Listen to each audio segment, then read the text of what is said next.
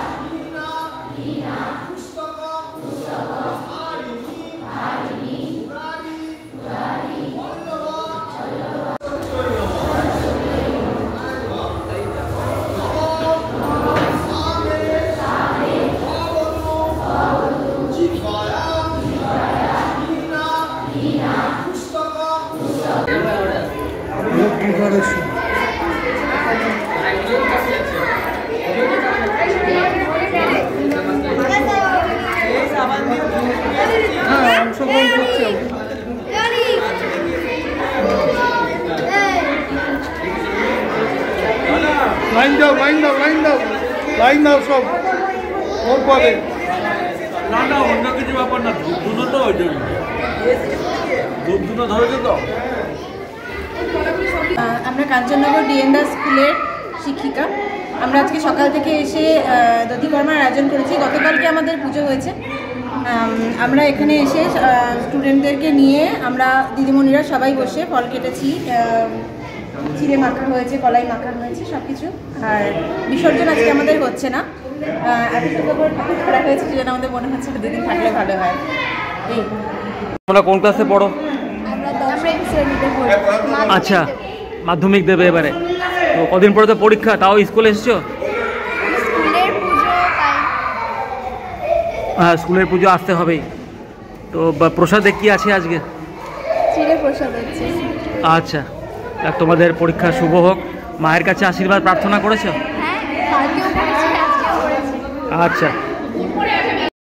সরস্বতী একাধারে বিদ্যার দেবী, তেমনি একটি নদীর নাম। আমাদের যে বিশাল বৈদিক সাহিত্য, তাতে সরস্বতীর নদীর কথা বারবার আছে। এবং সবথেকে আশ্চর্যের বিষয় যে বেদে বারবার এই নদী এবং দেবী, এই দুইয়ের মধ্যে সামঞ্জস্য দেখানো হয়েছে। যিনি দেবী তিনি নদী, বা আমরা ঘুরিয়ে বলতে পারি যে নদীও কিন্তু দেবতা। নদীমাতৃক এই সভ্যতা, নদীগুলোকে যদি আমরা বাঁচিয়ে রাখতে পারি, তার জল শুদ্ধ রাখতে পারি এবং নদীর যথাযথ ব্যবহার করতে পারি, তাহলে কিন্তু দেশের যে উর্বর শক্তি, মাটির উর্বরতা এবং জাতির যে নিত্য নতুন অগ্রগতি, সেটাও সম্ভব হয়। এটাও কিন্তু পুজোর একটা থিম। আমাদের ভুলে গেলে চলবে না যে পুজোটার ভেতরে কিন্তু আমাদের জাতিগতভাবে একটা অগ্রগতির কথা বারবার বলা হয়েছে। তো সেইটাকে মাথায় রেখে সেই অনুসারে কাজ করতে পারলে তাহলে পুজোর একটা তাৎপর্য আমরা খুঁজে পাব। কাঞ্চননগর ডিএন দাস হাই স্কুলে আজ দ্বিতীয় দিন সরস্বতী পুজো। আমাদের ছাত্রছাত্রী, অভিভাবক, অভিভাবিকা এবং শিক্ষক শিক্ষিকা, শিক্ষাকর্মী সকলে মিলে শতবর্ষ প্রাচীন সরস্বতী পুজো শুরু করে। এবং এখানে সরস্বতী পুজোর বিশেষত্ব হচ্ছে প্রতিমা খুব সুন্দর নিয়ে আসে প্রত্যেকবার, এবং সুউচ্চ, এবং যে সমস্ত প্রসাদ হয় সেগুলো হচ্ছে ইকো ভোগ, সবই হচ্ছে উদ্ভিজ্জ, কোনো রকম প্রাণী বা কোনো রকম প্লাস্টিক এখানে ব্যবহার করা হয় না, পুরোটাই পচনশীল। অর্থাৎ এইটার একটা প্রাচীনকাল থেকে এই ইকো ভোগের বৈশিষ্ট্যটা এখানে চলে আসছে। এবং এর সঙ্গে সঙ্গে আলো দিয়ে ছাত্রছাত্রীরা সুন্দরভাবে সাজায়।